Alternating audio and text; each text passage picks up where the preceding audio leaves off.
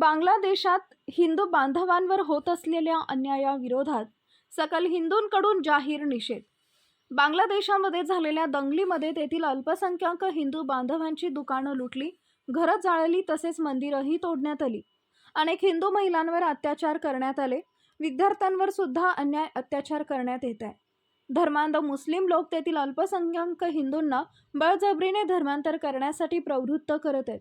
या गोष्टीचा निषेध म्हणून आज बारामतीमधील सकल हिंदू समाजाच्या वतीनं जाहीर निषेध व्यक्त करण्यात आला आहे। तर त्याची सीमा खुली करा बांगलादेशाची। आम्ही समस्त हिंदू समर्थ आहोत। बांगलादेशमध्ये घुसून त्यांचा नाईलाज केल्याशिवाय आम्ही भारत माता की भारत माता की ठिकाणी उपस्थित सर्व जे जमा झाले त्या सर्व हिंदूंचं मी स्वागत करतो आणि अजून सर्वांनी या ठिकाणी जागृत राहून आपल्या समाजावर जो अन्याय होतोय त्याला वाचा फुटली पाहिजे, एवढंच मी आज या ठिकाणी सांगतो।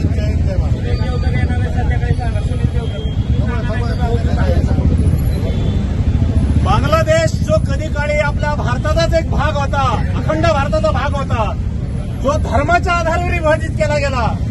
हिंदू आणि मुस्लिम धर्मासाठी वेगवेगळे राष्ट्र निर्माण केले गेले। त्यावेळेस हा बांगलादेश निर्माण झाला, पाकिस्तान म्हणून निर्माण झाला आणि नंतर 1971च्या युद्धामध्ये बांगलादेश पाकिस्तानपासून सुद्धा वेगळा झाला। त्या बांगलादेशमध्ये असंख्य हिंदू आजही तिथे राहत आहेत, पूर्वी देखील राहत होते जेव्हा 24% हिंदू होते। आज परिस्थिती तिथं अशी आहे की फक्त 8% हिंदू राहिलेले।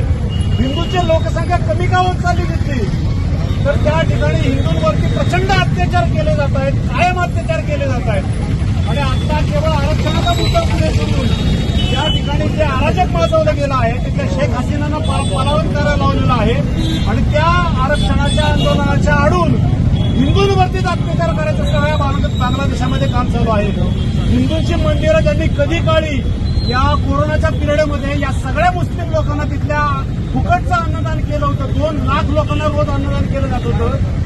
त्यानंतर रमजानच्या पिरियडमध्ये तिथल्या लोकांना इफ्तार पार्ट्या दिल्या जातात त्या आपल्या मंदिरांच्या मध्ये।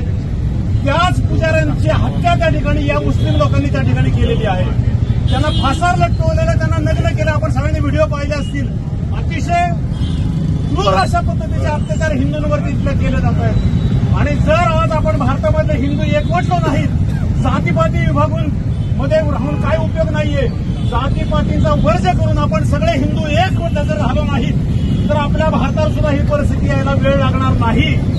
आज काश्मीरमध्ये भारताचा जो भाग आहे त्या काश्मीरमध्ये 1990 साली सगळ्या हिंदूंना पलायन करावं लागलं होतं। आज भारतामधल्या सुद्धा कित्येक प्रांतांमध्ये मुस्लिम बहुसंख्य झालेले आहेत आणि आज ही परिस्थिती आपण आपल्या बारामती जरी उघडे डोळे घेऊन फिरलो तरी आपल्याला ही परिस्थिती आपल्याला दिसेल।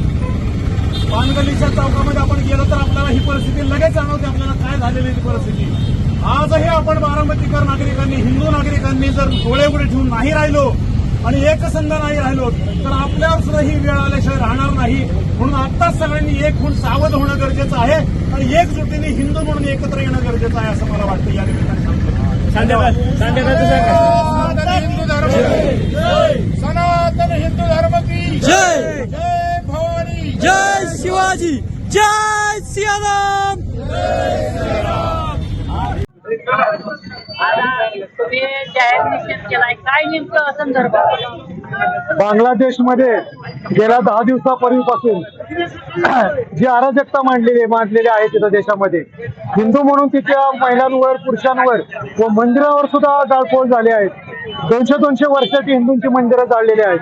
असंख्य हजारो हिंदू तिथे मारले गेलेले आहेत। हिंदूंच्या दृष्टीने हा काळा दिवस आहे, हे काळं वर्ष आहे। त्यानिमित्त सकल हिंदू समाजाच्या वतीने बारामतीमध्ये या सर्व घटनेचा तीव्र प्रमाणात निषेध करण्यासाठी आम्ही एकत्रित इथं जमलेलो आहोत।